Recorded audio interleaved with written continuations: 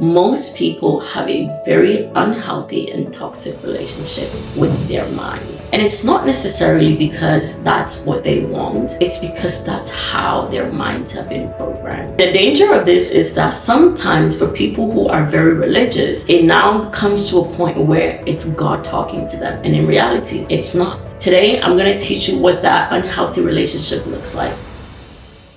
Welcome to building a healthier relationship with your mind.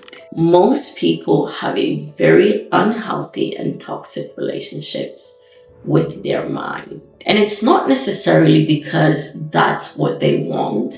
It's because that's how their minds have been programmed. Today, I'm going to teach you what that unhealthy relationship looks like. And then I'm going to teach you how to build a healthier relationship with your mind. There are two ways that this toxic and unhealthy relationship shows up as you build relationship with your mind.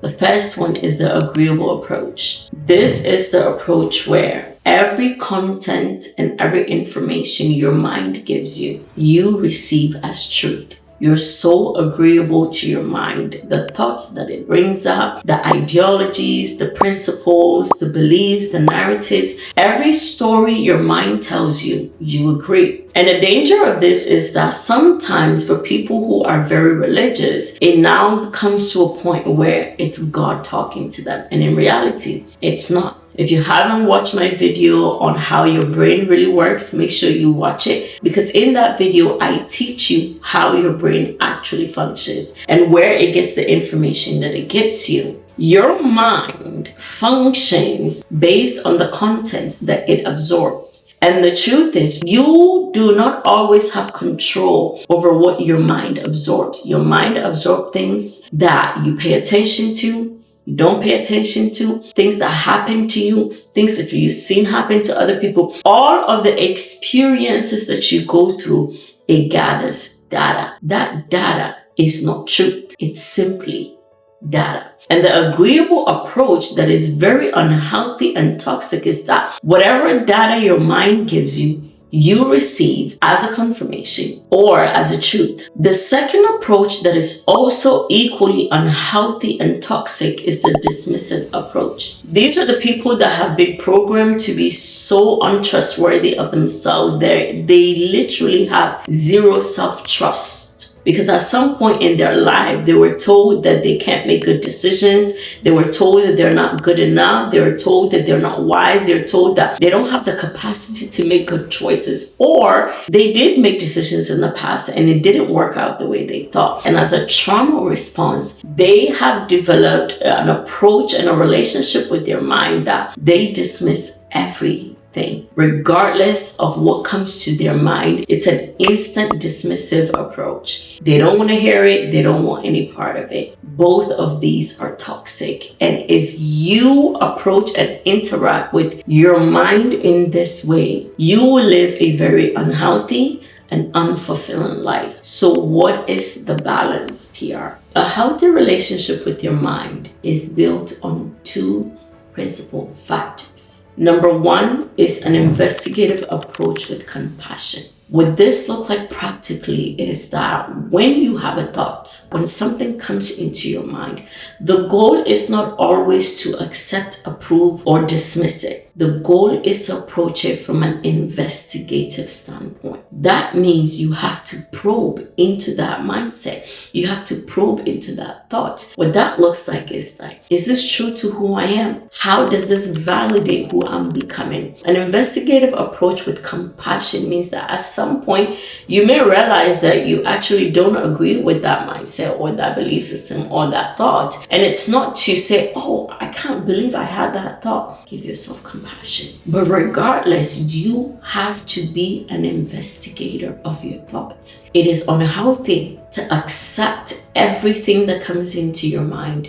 And it is equally unhealthy to simply dismiss it. So you have to investigate it. You have to probe into it with questions. This may be true for my yesterday, but is it true for my today? This may be true at a time where I didn't know this or I didn't have this. Is this still true? I was told this information, but do I actually believe it, or did I just believe it because I was told to listen and obey? I saw my mom and my dad dad behaving and reacting this way, do I actually align with this? There are things that you have absorbed that you didn't give your permission for. They just came. And so you have to now approach your mind with an investigative approach where you don't condemn yourself because you had a thought that wasn't consistent with the will of God or that wasn't consistent with who you're becoming, but you ask questions enough to get to the root of where that thought is coming from. This is what I believed and I used to believe it, but do I have to keep believing this? You have to approach it from an investigative standpoint. If you don't question your thoughts, life will give you the consequences of what your thoughts produces, and those are never fun. So you have to investigate if the thought is true. If it's true, do you believe it? If you believe it, how far are you willing to defend that belief? Is it a conviction or is it just something that you passively believe? Is it part of who you truly are? Is it going to matter to you in your future? How true is this going to be for you in the next 10 years? And is it going to be the kind of truth that you can actually teach someone? All of these things you have to be able to answer. And they have to go through all of these tests and phases. And when they pass, then you adopt it as a mindset. Then you adopt it as a belief system. Don't just take people's word and just be like, oh, I believe it because, this is what I think. It's not true. The second factor of building a healthy relationship with your mind is identifying belief systems that are no longer part of who you are. What this looks like practically is identifying the belief systems that are connected to trauma, pain, negative experiences, assault, abuse, betrayal, identifying the belief systems that are connected to religion, culture, society, the belief systems that are connected to your family background, to your generational inherited belief systems, and how people within your family process things. You have to identify those thoughts. And sometimes when we adopt that investigative mindset, it becomes easier to realize that the only reason why I believe this is because everyone in my family also believe it. It's not necessarily because I genuinely believe it.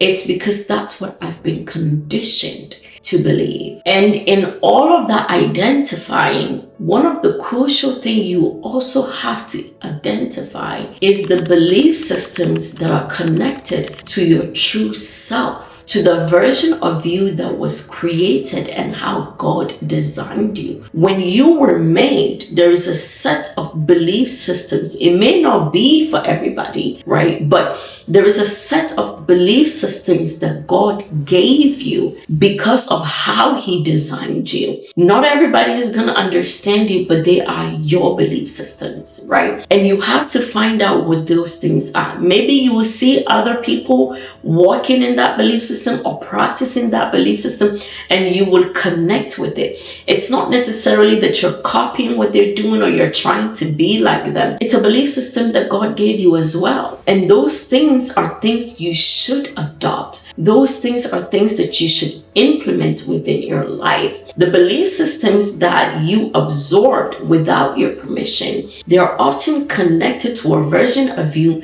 that you're trying to break out of. And most times, when you see people use the dismissive approach, it's because they have just experienced so much negativity when it comes to trusting their thoughts, when it comes to trusting themselves, when it comes to trusting their mind. And this is exactly why I use the 3-step framework in my coaching program: review, reframe, reinforce.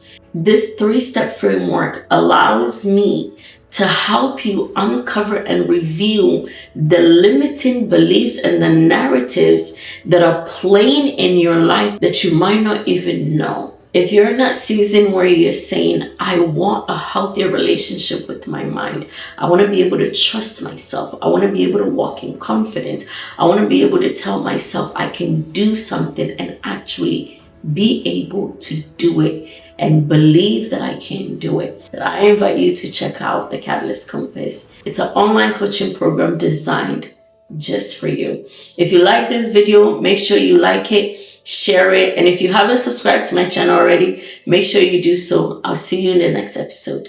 Bye.